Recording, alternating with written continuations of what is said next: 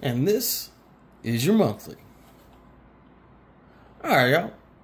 What you see in front of you is, in fact, my 3.5-year long-term project, the TGH Holmes Hobby Sherpa chassis.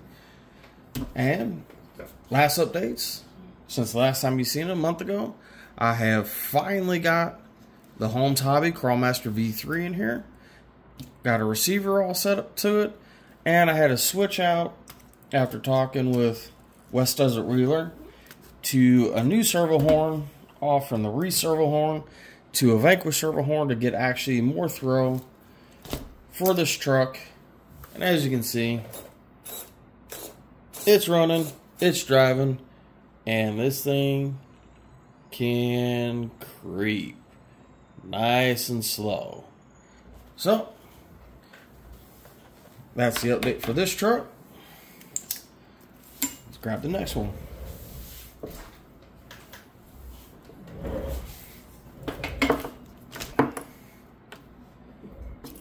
This is my in-house little pet project I've got going. Since the last time you've seen it, it has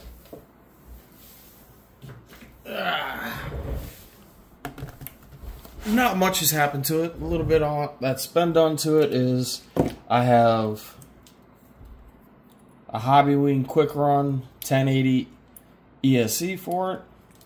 Obviously picked up a servo for it. And the most notable thing, if you haven't been able to see, sorry about the wiring mess, but it's a work in progress though. Look at this stupid on-off switch. There it is. Turn on.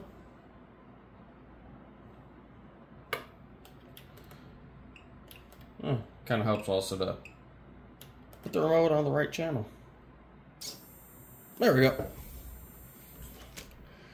Let's get all this to the back side now. I've got full steering on it finally. Front and rear. Front servo is not fast enough, so I might be changing out. But what I've got is a Reese 555 in the front and a Reese 888 in the rear. Like I said, got the full throw front and back, but the front is slower than I want it to. Now, this truck, I started off with the Element IFS kits. As you can see, I'm kind of working out the skids right now. As you can see, they're not long enough, so I will be custom making some new skids. Not sure exactly what I'm not going to make them out of. Might draw something up, might talk to somebody out here where I'm at. New location, new job, new part of the nightmare called California. Sorry if you live in California, but not really. It's too damn expensive out here. Can't wait to leave. And another update I did, I'm not sure if I had it in last month's update, but I have SSD heavyweight knuckles installed. There are more upgrades coming to this. Unfortunately, I misplaced my soldering gun / iron. So once I get that done, I can actually wire the motor up and then start working on final location for the electronics in this chassis while I continue to prototype it. So that's these two trucks.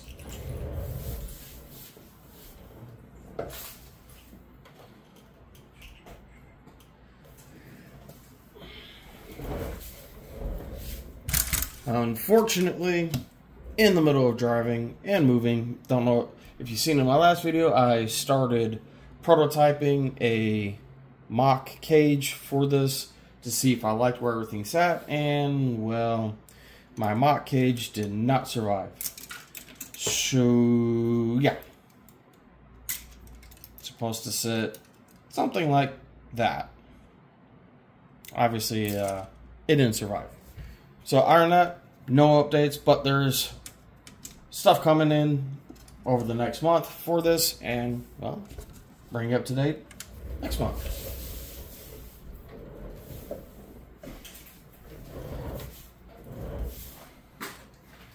Next little project will be an SCX24 that I will be converting to a 6x6.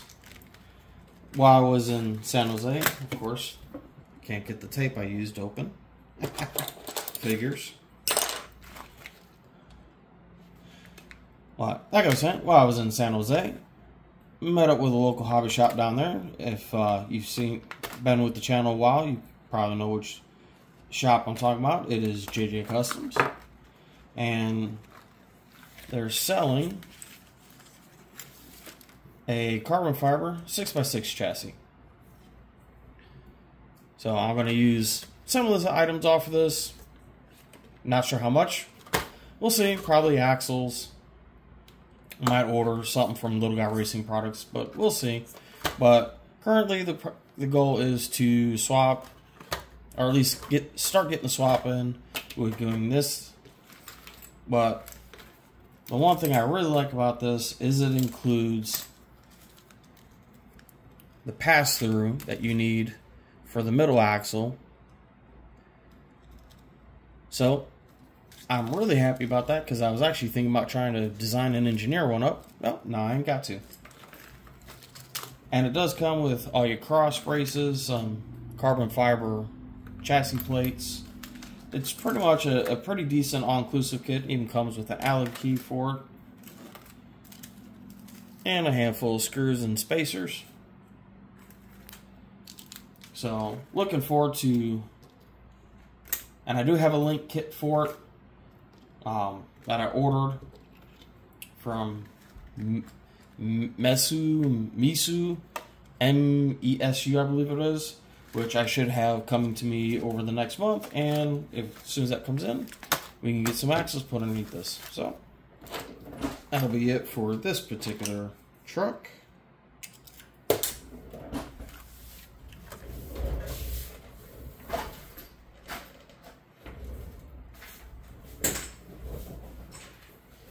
One cool thing I do have for this truck, that 6x6, is the Komodo Micro Outrunner, along with the FureTech SCX24 transmission mount and the FureTech ESC with Bluetooth on-the-fly changeability.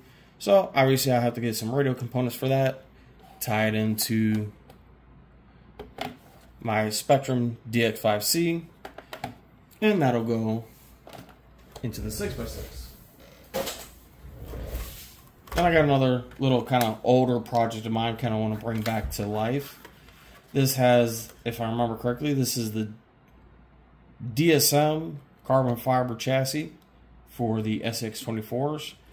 It's got some hot racing shocks in the front, and then I believe it's hot racing double barrel shocks in the rear, but not really a fan of the double barrels. So probably going to be switching over to either just the stock plastic oil fill shocks that Axio came out with last year for the Power Wagon, and now I've kind of expanded that over, or might try some Little Guy Racing shocks. We'll see. And then we'll do a motor swap. I did pull the cover off this because of the overheating that this does do. And it does have the overdrive gears in the front, which I believe is a 12 or 21% overdrive. Other than that, it's pretty much our stock truck. This will be getting rims, tires, and some other electronics. Possibly a new body. We'll see.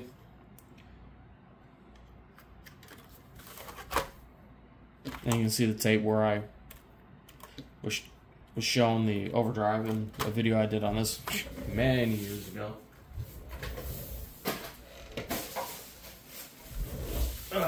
And then last truck I'm going to show on this episode.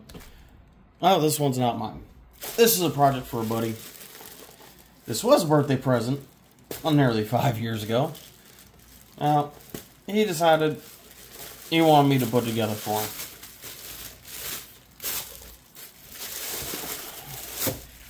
And you can't kind of tell what this is by the body.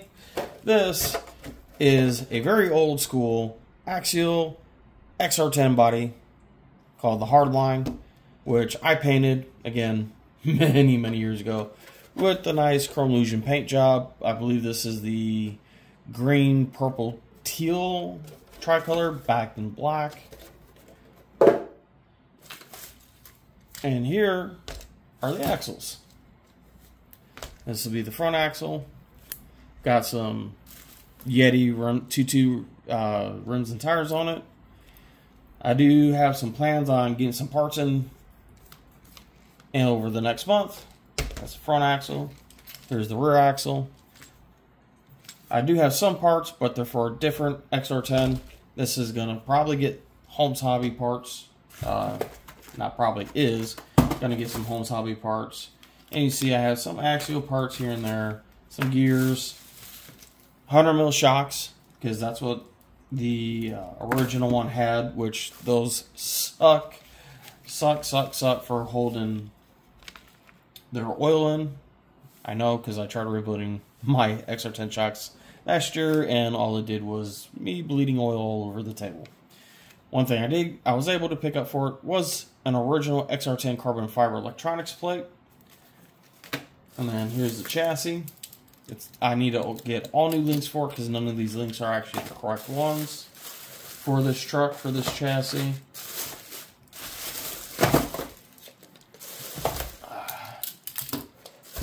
Stay.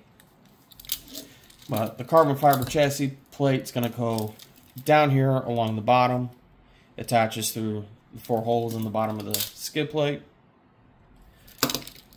And I do have to get a couple of parts that it's missing, if I can find them. This is a chassis that hasn't been, truck/chassis that hasn't been made in, oh, I'd say close to 12-ish years. So parts are extremely hard to find, and I really don't want to order China parts, because, well, I'd rather get American or original parts as I can get. Well, I think that's going to be it for now. I really have no updates on any other trucks at this time. Any questions, comments, concerns? Well, you know what to do. Comment box down below. Till next time, deuces.